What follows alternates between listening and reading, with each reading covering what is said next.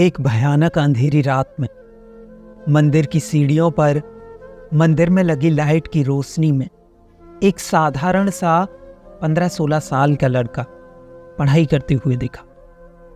ठंड के दिन थे, वो ठंड से कांप भी रहा था, लेकिन पढ़ाई में खोया हुआ था। मैं लगभग हफ्ते में 2 दिन उस रास्ते से होकर गुजरता था। दिन में कभी वो नजर नहीं आता। मुझे काफी जिज्ञासा थी उस लड़के के बारे में जानने की। एक रात खाना खाकर मैं गाड़ी लेकर उसी रास्ते से गुजरने वाला था। मैंने सोचा जाते जाते कुछ पार्सल लेता जाऊं उस लड़के के लिए। मैं पार्सल लेकर गाड़ी से उस मंदिर के पास पहुंचा। वो लड़का सीढ़ियों पर बैठकर हमेशा की तरह पढ़ाई कर रहा था। मैंने गाड़ी रोकी और उसके पास गया। मेरी तरफ जब उसने देखा तो वो मुस्कुरा दिया, जैसे वो मुझे पहले से जानता हो।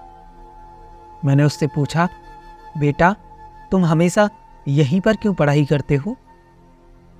उसने जवाब दिया, मेरे घर में बिजली नहीं आती, मेरी माँ बीमार रहती है और तेल डालकर दिया जलाने लायक मेरी परिस्थिति नहीं है, बस इसीलिए मैं यहाँ आकर पढ़ता हूँ। फिर मैंने उससे पूछा, तुम मुझे देखकर मुस्कुराई क्यों? लड़के ने कहा, क्योंकि आप भगवान हैं। मैंने कहा, ऐसा नहीं है। लड़का बोला, नहीं, आप सच में भगवान हैं।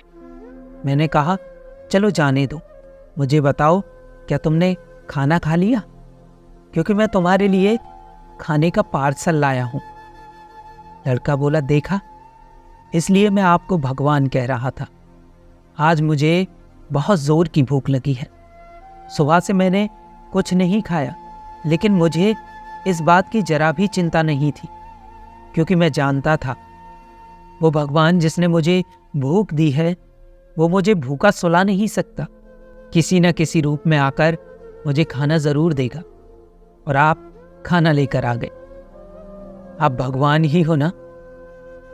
मेरे पास उस बच्चे से कहने के लिए कुछ शब्द नहीं थे। अनजाने में ही मेरे हाथों पुण्य का काम हो रहा था। हर दिन कर्जे में डूबे होने के कारण मैं ऊपर वाले को कोसता था। आज उसने मुझे ही भगवान की उपाधि देकर शर्मसार कर दिया था। आधा खाना खाकर उसने आधा बचा लिया और मुझसे बोला कि सर आप 5 मिनट यहीं ठहरिए, मैं ये खाना मेरी माँ को देकर आता हूँ। मंदिर से कुछ दूर एक पुराने घर की तरफ जाते हुए मैं उसे देखता रहा। कुछ मिनटों बाद वो वापस लौटा। उसके हाथों में मुट्ठी भर फूल थे। उसने वो मेरे पैरों में रख दिए और बोला, माँ ने कहा है जिस भगवान ने हमारा पेट भरा है उसके चरणों में थोड़े फूल तो चढ़ाने ही चाहिए। मेरी आंखें बंद हो गईं और उसमें अपने आप आंसू निकल आए।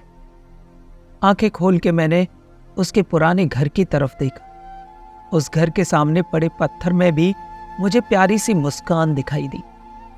उस लड़के की आंखों में मुझे साक्षात भगवान दिखाई दे रहे थे। दोस्तों, कहते हैं कि भगवान सबकी मदद करते हैं, बस वो खुद सामने नहीं आते। किसी न किसी के जरिए हम तक वो मदद पहुंचा देते हैं। बस जरूरत है तो उन पर विश्वास करने की। यदि आपको भी किसी की मदद करने का मौका मिले तो मदद जरूर कीजिएगा। इस वीडियो को लाइक, कमेंट और शेयर जरूर करें।